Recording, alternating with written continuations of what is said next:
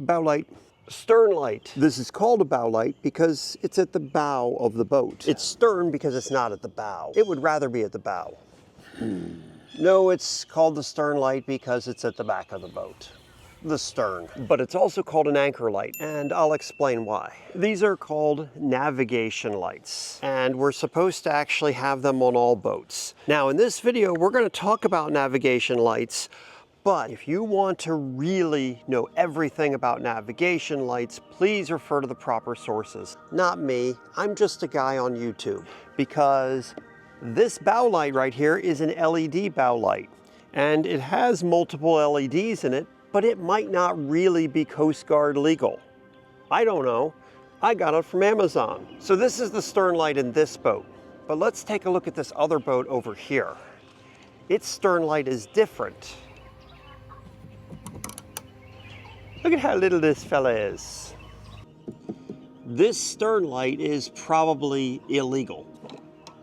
Size matters with stern lights. The really tiny stern light on this Glastron boat is basically just to have a stern light, because in certain waters and certain times, you need to show that you've got a bow and a stern light if you're running your boat at night. That does the job of saying that you have a stern light.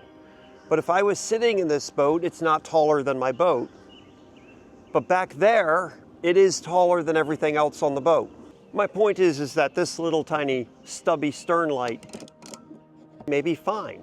And if somebody were to check your boat or look to see whether you're meeting all of the requirements that you're supposed to for safety, they may be 100% fine with that.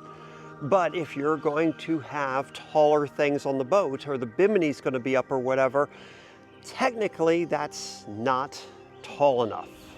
Which is why I got this telescoping one for my other boat, because it's a lot taller, even though it's not tall enough if I have my bimini up. See, your stern light is supposed to be above your head and above any other obstructions in the boat. And this stern light, although tall, is not taller than my bimini top.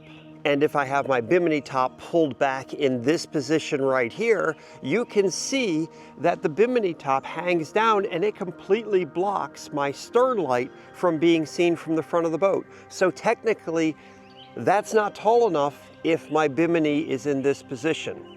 Now, if I'm boating at night, I don't need my bimini top, right? It's for shade. So what I need to remember to do in this particular boat is at night, always fold my bimini top all the way down before I go underway, so that way my stern light can be seen from the front of my boat.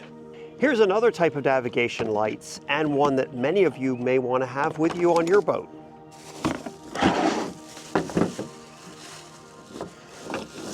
These are those simple clamp-on navigation lights. Ooh, look, they still work. I haven't used these in a couple of years. Uh-oh. Well, that one doesn't work. Oh, there it is. Haha. So these are simple clamp-on navigation lights. These are designed for small aluminum or wooden boats to be used in an emergency. So you just clamp this on your bow. You screw all the little poles together. Voila, you have an anchor light and you have a bow light. So in my small wooden boat or my old small aluminum boats that I had, I would always bring this in my box. So that way I had navigation lights if anybody asked, or if I ever actually really needed them. Do you have any interesting navigation light stories that you'd like to share? Please put them in the comments. I love to read those. So the thing with navigation lights is this. Ideally, what we're supposed to do is when we're underway in foggy conditions or after dark or before dawn, we are supposed to have navigation lights on our boat, and we're supposed to have them on. And we're not supposed to have any additional lighting turned on our boat. Many lights on boats have two switches. The first switch brings on the stern light or the anchor light, because that light is the only light you should display when you're anchored. So in a boat anchorage, you should have a tall white light and no other lights shining on your boat, that indicates to other boaters that these boats are at anchor. So typically what people will see is a handful of white lights in an area. That's an anchorage. Sailboats usually put this on top of their tallest mast of their boat and have that white light so it can be seen from very far away, and that's the white anchor light. The second click on your light switch turns on this green and red one. Green and red is really cool because here's how I remember how green and red works. When I see green, I can go. When I see red, I need to turn. And you turn in the opposite direction of the way the red is going. If I see a green bow light, it will be moving in this direction. When it's moving in this direction in front of me, that tells me I can go, because the boat displaying the green bow light is seeing my red bow light, which is telling them to turn to the right, to the starboard side. Now, sometimes what you can see is you can see the red and you can see the white, and you'll see them moving together, and all you have to do is aim for the white, because that's going to be the stern of that boat that's crossing your path. But if you are ever boating at night, or you're boating in commercial waters, if you're out in the bay, if you're on a very busy commercial river or whatever, you're going to see different lighting configurations, because when boats are pushing barges, they display different lights than recreational boaters. And other commercial vessels may be displaying other kinds of lights as well, and they're not all going to be tall cruise ships where you can easily spot them.